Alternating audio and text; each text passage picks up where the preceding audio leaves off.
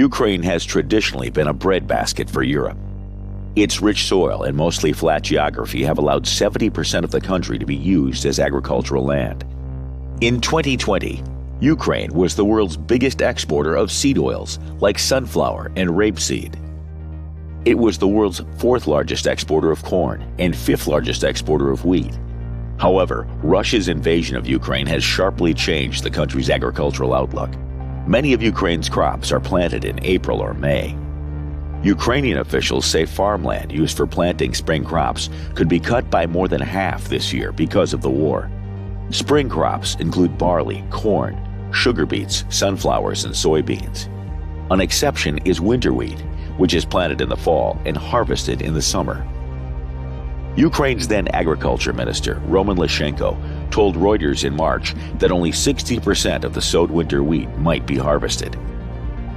While much of Ukraine has arable land, some of its most fertile soil is in the south, where there has been heavy fighting. Wheat production is highest in the country's southern regions, where millet and barley is also grown.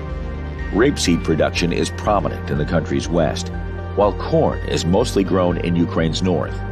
Ukrainian officials say it is too soon to predict fall grain output, which depends on both successful planting and harvesting. However, a Ukrainian agriculture consultancy is predicting the grain harvest to fall by more than half. Farmers in Ukraine face numerous challenges to a successful harvest. Even if they can access their land for planting and harvesting, they must still obtain items that are hard to get in war. Labor is also in high demand, with many farm workers having joined the army.